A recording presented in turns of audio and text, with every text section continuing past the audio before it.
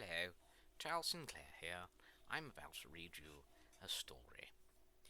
The story today is The Velveteen Rabbit. A soft and fluffy velveteen rabbit lived in a toy box in a boy's room. Each day, the boy opened the toy box and picked up the Velveteen Rabbit. The Velveteen Rabbit felt as happy as the boy. The newer, brighter toys came into the toy box. They had special tricks. Some could move when the boy pushed the button, and others bounced high. The Velveteen Rabbit had no tricks or buttons. After a while, the boy started to choose the other new toys. At night, when the toys were back in the toy box, the other toys talked with pride about the fine things they could do. The Velveteen Rabbit was quiet. There was not much to say. The only other toy in the toy box that was soft and fluffy like the Velveteen Rabbit and could not do any fancy tricks was the Cowboy Horse. Cowboy Horse was old and most of his fur was worn away. Cowboy Horse said to the Velveteen Rabbit, "Do not listen to the rest of them. Soft toys like us are really the lucky ones. We get loved the most, and when soft toys get loved enough, we can become real." "What do you mean, real?" said the Velveteen Rabbit. "Being real is the best," said Cowboy Horse. "You can move when you want to, and when you are real, if you are loved, you can show love back." One day, Nana, who took care of the boy, flew open the lid of the toy box. She said in a busy tone, "Oh dear, that walking doggie is missing. I must find something else for the boy." In a second, the Velveteen Rabbit was plopped down onto the bed with the boy. This began another happy time for the Velveteen Rabbit. Each night the boy would hold the Velveteen Rabbit close in his arms. In the morning the boy would show the Velveteen Rabbit how to make rabbit holes under the sheets. If the boy went outside to picnic or to the park, the Velveteen Rabbit would come with him. After all that hugging and holding, much of the Velveteen Rabbit's fur got matted down. Its pink nose grew less pink, but the Velveteen Rabbit did not care. It was happy. One day the boy became sick. His forehead got very hot. The doctor came and went, and Nana walked back and forth in fear. Day after day the boy stayed in bed. There was nothing for Velveteen Rabbit to do but stay in bed, too, day after day. Then at last the boy got better. Such joy in the house. The doctor said the boy must go to the shore. How wonderful, thought the Velveteen Rabbit.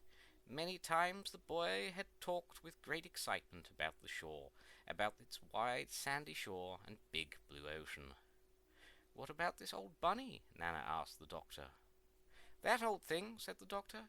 "It's full of scarlet fever germs. Burn it at once. Get him a new bunny." The Velveteen Rabbit was thrown into a sack, along with the boy's bed-sheets and old clothes and a lot of junk. The sack was carried to the back garden. The gardener was told to burn the whole thing, but the gardener was too busy picking the beans and the peas before nightfall, so he left the sack behind. "I will take care of it tomorrow," he said.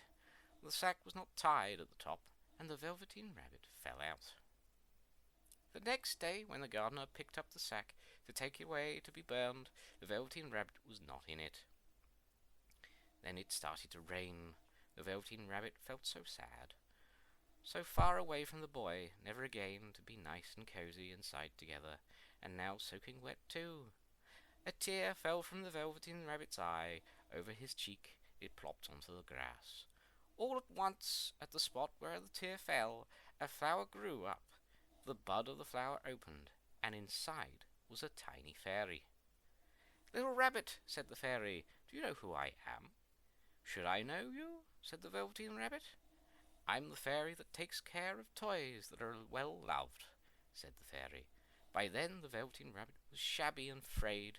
The boy had loved off all of its whiskers. The pink lining in its ears had worn into a light grey. Its dark brown spots, once fresh and bright, were now faded and hard to see. "It's time for me to make you real," said the fairy. "I think I remember real," said Velveteen Rabbit. "What was it that Cowboy Horse had said? Ah, yes. When you are real, you move when you want to move. If you are loved, you can love back." With one touch of the fairy's wand, the Velveteen Rabbit felt different. Tickly, all of a suddenly, its two legs that had always been sewn together tight could move apart. A fly landed on the Velveteen Rabbit's head. It was itchy, and as quick as a wink, the foot was up to the Velveteen Rabbit's head to shake it away. So this is being real. I can move when I want to move. I will show you some new friends, said the fairy, and the fairy took Velveteen Rabbit to where several rabbits ran and hopped about. Soon they were all great friends. Time went by. The boy came back from the shore, all better now. One day the boy went to the backyard to play. From the trees nearby a few rabbits hopped out. One rabbit was brown all over, and another one was all white. A third rabbit was brown with spots that were still darker brown, though most of them faded. The rabbit hopped up close to the boy. The boy thought, "Why, this rabbit looks just like my old bunny.